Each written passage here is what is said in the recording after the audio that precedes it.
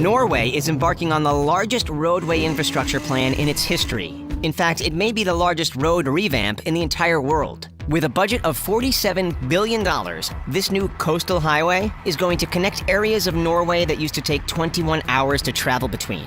It's going to bypass 7 different ferry crossings and cut travel time down by half. But how exactly is this possible? Well, by essentially creating the world's first ever floating highway. From state-of-the-art floating tunnels to how they're dealing with safety concerns.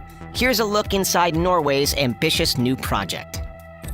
The almost 700-mile trip between the Norwegian cities of Kristiansand in the south and Trondheim in the north typically runs about 21 hours if you're traveling at an average of 30 miles an hour. That's over $200 in gas for a small car to travel just one way. Since 60% of Norway's exported goods are produced in the west coast, where a third of Norway's population also lives, there's a lot of traveling between cities to keep the country running. But with a new multi-billion-dollar road project, Norway hopes to cut travel times and the cost of gas to get there in half. With 7 different ferry crossings along the way, getting around Norway is anything but a piece of cake, especially when you realize that each crossing can take about 45 minutes and cost about $16. Tourists may enjoy the scenic route, but those traveling for business or even medical purposes aren't big fans of taking the long way. Fortunately, there will soon be a shortcut, thanks to the development of the new coastal highway Route E39. This $47 billion infrastructure project aims to replace the ferries with bridges and to create conventional tunnels as well as what could be the world's first floating tunnel to form the highway. The submerged roadway is essentially a pair of concrete tubes submerged about 100 feet below the water's surface. This new and more predictable transport system will be of great benefit to Norway's national economy. It'll connect cities in ways they haven't been before and create new patterns of habitation for the people living there. These new roads will also shorten the path to reach hospitals, jobs, and schools, creating a more stable and diverse economy and a lot of happy commuters. Norway also hopes that the new highway will increase their population. Some areas, like Tysons, a region of rural municipalities located on an archipelago off the coast, have lost over 50% of their population in the last century due to inaccessibility. The trend of population loss is continuing across Scandinavia. There are many benefits to restructuring the E39, but preliminary estimates show that the required investments and improvements will cost much more than the $47 billion highway budget. They estimate it could even be as much as 340 billion Norwegian krone or $38 billion extra. So why exactly does Norway want to embark on this crazy floating tunnel strategy instead of just making more bridges? Norway has a few environmental issues with making roads. First, the harsh weather conditions can be unpredictable, with roads often closing and ferries having to cancel their departure last minute due to snow, heavy winds, or high waves. This leads to people driving for hours only to be turned away at crossings and forced to put their plans on hold. Norway is also home to many deep fjords, which makes things like bridges necessary.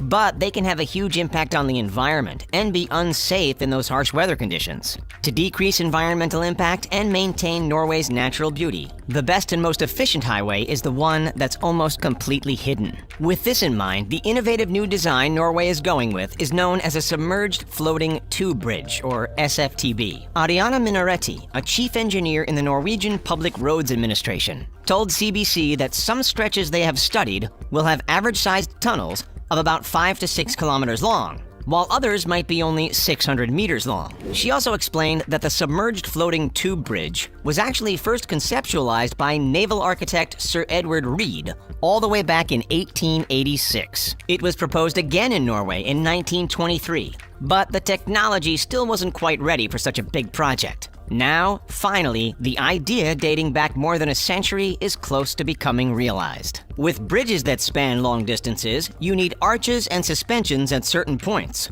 But for a submerged floating tunnel, if you do it absolutely correct and balance the weight of the structure with the buoyancy of the structure, it can go on forever, said Niels Erik Anders Ronquist, a professor of structural engineering at the Norwegian University of Science and Technology, who now works as a consultant on the new highway project. When a fjord is deeper than 100 meters or wider than 2 to 3 kilometers, the seabed is too deep for a traditional rock tunnel because it implies the use of a huge amount of land on the shores.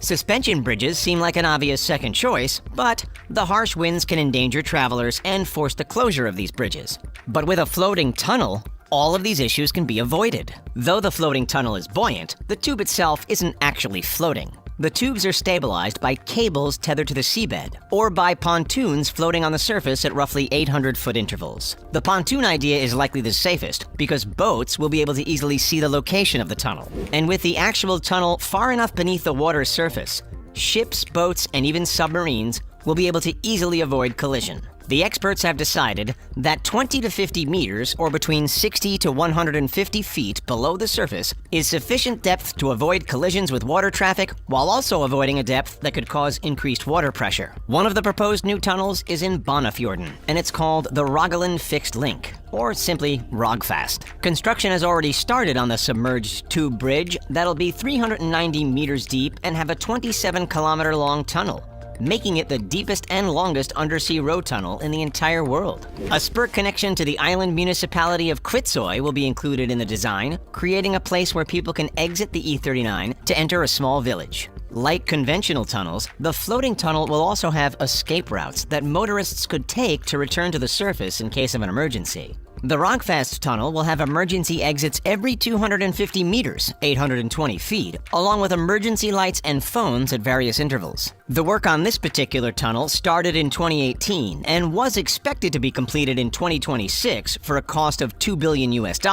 But with the project already overrunning cost estimates, it's now only expected to be completed by 2029. The government has proposed fundraising of an extra 1.3 billion Norwegian krone, or $145.5 million, and they plan to put a toll in place for 20 years after the tunnel's completion, with a fee of 150 krone per passage for light vehicles. That amounts to about $16, which is about the same price it would take you to hitch a ride on one of those ferries.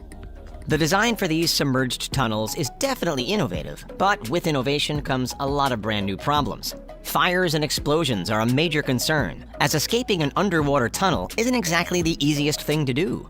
Just imagine being stuck 150 feet underwater while disaster occurs. That possibility is enough to make even the most seasoned traveler anxious. Thankfully, Norway is already on the case to make sure their floating tunnels are as safe as possible. They have been testing small-scale fires and explosions in their tunnels to plan for cases where a truck is carrying dangerous goods or two large vehicles collide. They need to have a prepared and standardized exit strategy, as well as a response team that can quickly get down to the tunnels if anything goes wrong. Access for emergency services is absolutely crucial. However, the most challenging part of the design is getting to know the fjords and the best way to maneuver around or through them without causing any lasting environmental damage. Thankfully, the Norwegian Public Roads Administration has been studying Norway's natural landscape for years to best understand how automobiles and the environment can safely coexist. Even with their vast knowledge and research, the most challenging fjord to get right is the Sonja Fjord. At 3.7 kilometers wide and 1.3 kilometers deep at its lowest point. Nicknamed the King of the Fjords, it's the largest and deepest fjord in Norway, as well as the hardest to build upon.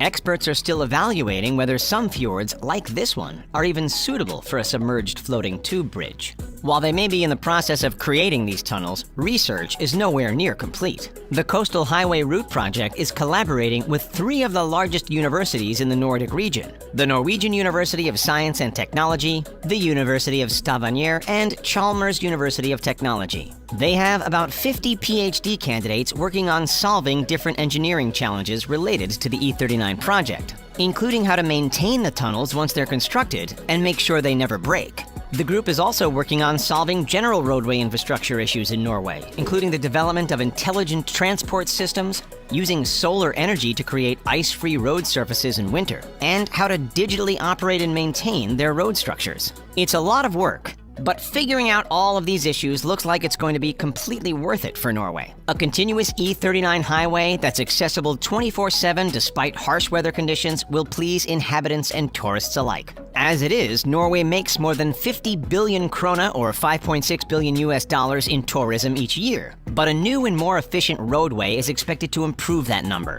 The E39 will also create new links between islands and the mainland. encouraging more economic activity in areas that used to be a lot harder to visit. Norway hopes that their new floating highway will be accessible to traffic by 2050. It plans to be about 1,100 kilometers long by the end of construction, cutting back on all of the 7 ferry crossings plus an additional cutback of 50 kilometers of roadway. While this ambitious project might be the first structure of its kind, it definitely won't be the last. Engineers in Italy and China are already pursuing similar concepts. Now the only question is, who will finish first? Would you drive in one of these floating tunnels, or would you rather take the scenic route? Let us know in the comments section down below. And don't forget to hit that like button and subscribe to The Richest for more. Thanks for watching, and we'll see you next time.